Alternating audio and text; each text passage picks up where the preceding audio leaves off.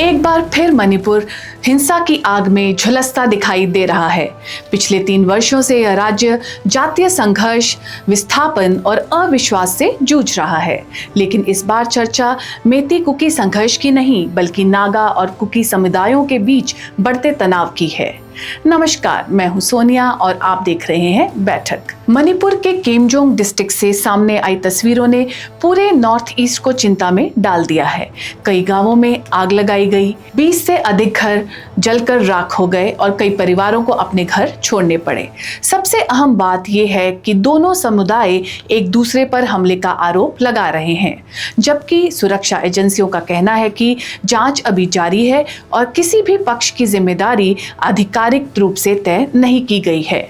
आखिर केमजोंग में हुआ क्या? बुधवार को इंडो म्यांमार बॉर्डर के पास स्थित कई गांवों में आगजनी की घटनाएं सामने आई। शुरुआती रिपोर्टों के मुताबिक प्रभावित गांवों में एक कुकी बहुल गांव और तंगखुल नागा गांव शामिल हैं। नुकसान के आंकड़े अलग अलग हैं, लेकिन ये साफ है कि बड़ी संख्या में लोग बेघर हुए हैं। घटना के बाद पुलिस, असम राइफल्स और अन्य सुरक्षा बलों को तुरंत मौके पर भेजा गया। पूरे इलाके में एरिया डोमिनेशन ऑपरेशन शुरू किया गया ताकि हिंसा आगे ना बढ़े। प्रशासन ने लोगों से अफवाहों से बचने और शांति बनाए रखने की अपील की। अब सबसे बड़ा सवाल ये है कि इस आगजनी के पीछे कौन है? यहीं से ये मामला बेहद संवेदनशील हो जाता है। तंगखुल नागा संगठनों का आरोप है कि कुछ सशस्त्र कुकी समूहों ने उनके गांवों को निशाना बनाया। दूसरी ओर कुकी संगठनों का कहना है कि उनके गांवों पर भी हमला हुआ और उनके समुदाय को भी नुकसान पहुंचा है। लेकिन यहाँ एक बात साफ कर देना जरूरी है, अब तक किसी भी जांच एजेंसी ने आधिकारिक रूप से ये पुष्टि नहीं की है कि इन मामलों के पीछे कौन था। इसलिए किसी भी समुदाय को दोषी ठहराना ना तो जिम्मेदार पत्रकारिता होगी और ना ही कानून के अनुरूप। फिलहाल जांच जारी है और सुरक्षा एजेंसियां सबूत जुटा रही है। यह पहली बार नहीं है कि केमजोंग सुर्खियों में आया हो। पिछले कुछ महीनों में यहाँ कई हिंसक घटनाएं सामने आई हैं। कहीं गांवों को जलाया गया, कहीं लोगों की हत्या हुई और कई परिवारों को राहत शिविरों में शरण लेनी पड़ी। इससे साफ है कि हालात अभी भी पूरी तरह सामान्य नहीं हुए हैं। आखिर नागा और कुकी समुदायों के बीच में तनाव क्यों बढ़ रहा है? अगर पिछले 3 वर्षों को देखें तो मणिपुर लगातार मेती कुकी संघर्ष की वजह से चर्चा में रहा है। 2023 में शुरू हुई हिंसा में सैकड़ों लोगों की जान गई और हजारों परिवार विस्थापित हुए। लेकिन 2026 में सुरक्षा एजेंसियां एक नए घटनाक्रम की ओर इशारा कर रही हैं। अब कई इलाकों में नागा और कुकी समुदायों के बीच भी तनाव बढ़ा हुआ दिखाई दे रहा है। दरअसल यह विवाद नया नहीं है। दोनों समुदायों के बीच भूमि, पारंपरिक सीमाओं और प्रशासनिक अधिकारों को लेकर मतभेद कई दशकों से रहे हैं।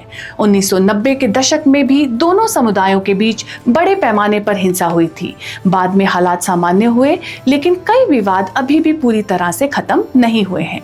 पिछले कुछ महीनों में केमजोंग, उखरूल, कैंगपोकपी और सेनापति जैसे इलाकों में अपहरण, हत्याएं, विरोध प्रदर्शन और तनाव की कई घटनाएं सामने आई हैं। इन्हीं घटनाओं की कड़ी के रूप में केमजोंग की ताजा आगजनी को भी देखा जा रहा है। हालांकि सोशल मीडिया पर कई तरह के दावे किए जा रहे हैं। कोई एक समुदाय को जिम्मेदार बता रहा है तो कोई दूसरे को। लेकिन सच यही है कि अभी तक किसी भी आधिकारिक एजेंसी ने किसी समूह की जिम्मेदारी तय नहीं की है।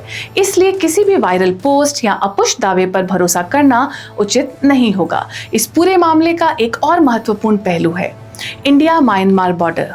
केमजोंग जिला म्यांमार सीमा से लगा हुआ है। सुरक्षा एजेंसियां लंबे समय से इस इलाके को संवेदनशील मानती रही हैं। कठिन भौगोलिक परिस्थितियां और सीमा से जुड़े सुरक्षा जोखिम कानून व्यवस्था को और चुनौतीपूर्ण बना देते हैं। हालांकि हर घटना में सीमा पार की भूमिका की आधिकारिक पुष्टि नहीं हुई है, लेकिन सरकार लगातार बॉर्डर सिक्योरिटी मजबूत करने पर जोर देती रही है। यही वजह है कि केमजोंग केवल कानून व्यवस्था का मामला नहीं, बल्कि नेशनल सिक्योरिटी के नजरिए से भी महत्वपूर्ण माना जाता है। अब बात करते हैं सरकार की प्रतिक्रिया की। ताजा हिंसा के बाद अतिरिक्त सिक्योरिटी फोर्सेस को प्रभावित इलाकों में भेजा गया। सुरक्षा बलों ने संवेदनशील गांवों में गश्त बढ़ाई और लोगों से शांति बनाए रखने की अपील की। मणिपुर के होम मिनिस्टर भी हिंसा प्रभावित गांवों में पहुंचे। उन्होंने पीड़ित परिवारों से मुलाकात की, हालात का जायजा लिया और भरोसा दिलाया कि दोषियों के खिलाफ सख्त कार्रवाई की जाएगी। साथ ही प्रभावित परिवारों को राहत और पुनर्वास का आश्वासन भी दिया गया। लेकिन सरकार के सामने सबसे बड़ी चुनौती केवल रक्षा बलों की तैनाती नहीं है। असल चुनौती है दो समुदायों के बीच टूट चुके विश्वास को दोबारा से कायम करने का। क्योंकि जब किसी गांव के घर जलते हैं तो सिर्फ दीवारें नहीं जलती, लोगों का भरोसा भी टूटता है, बच्चों की पढ़ाई प्रभावित होती है, खेती और कारोबार रुक जाते हैं और सामान्य जिंदगी पटरी से उतर जाती है। इसी बीच दोनों समुदायों के संगठनों ने अपने अपने बयान जारी किए। कुकी संगठनों ने दावा किया है कि उनके गांवों पर हमला किया गया, जबकि तंकुल नागा प्रतिनिधियों ने आरोप लगाया कि उनके गांवों को कुकी उग्रवादियों ने निशाना बनाया। लेकिन इन दावों की अभी तक स्वतंत्र और आधिकारिक पुष्टि नहीं हुई है, इसलिए किसी भी निष्कर्ष पर पहुंचना जल्दबाजी होगी। जांच पूरी होने का इंतजार करना ही जिम्मेदार पत्रकारिता की मांग है। विशेषज्ञों का मानना है कि केवल सिक्योरिटी ऑपरेशन से स्थायी शांति नहीं आएगी। जरूरत है कि सभी पक्ष बातचीत से मेज पर आएं, समुदायों के बीच विश्वास बहाल किया जाए, दोषियों की निष्पक्ष जांच हो और निर्दोष नागरिकों की सुरक्षा सुनिश्चित की जाए।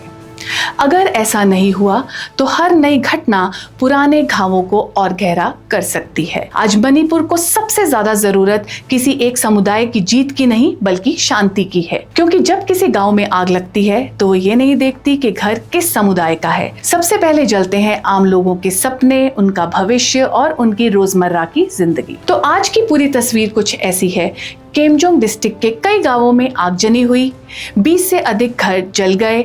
नागा और कुकी संगठनों ने एक दूसरे पर गंभीर आरोप लगाए, लेकिन अभी तक किसी भी जांच एजेंसी ने आधिकारिक रूप से ये नहीं कहा कि हमलों के लिए कौन जिम्मेदार है। राज्य सरकार ने सुरक्षा बढ़ाने, राहत पहुंचाने और निष्पक्ष जांच का भरोसा दिया है। अब सबकी निगाहें इस बात पर है कि क्या जांच निष्पक्ष होगी, क्या दोषियों तक कानून पहुंचेगा और क्या मणिपुर एक बार फिर शांति की राह पर लौट पाएगा। क्योंकि इतिहास हमें यही सिखाता है कि हिंसा कभी स्थायी समाधान नहीं है। स्थायी समाधान केवल संवाद, विश्वास और न्याय से ही निकलता है। अगर आपको हमारी ये रिपोर्ट तथ्यपूर्ण लगी हो तो इसे ज्यादा से ज्यादा लोगों से शेयर कीजिए। कमेंट करके हमें जरूर बताएं कि आपके अनुसार मणिपुर में स्थायी शांति के लिए सबसे जरूरी कदम क्या होना चाहिए। मैं हूं सोनिया और आप देख रहे थे बैठक। धन्यवाद। अगर आपको बैठक न्यूज़ की खबरें पसंद आ रही है तो चैनल को सब्सक्राइब करना ना भूलें और नीचे दिए गए बेल आइकन को ज़रूर प्रेस करें, क्योंकि आपका एक सब्सक्राइब हमें मोटिवेट करता है।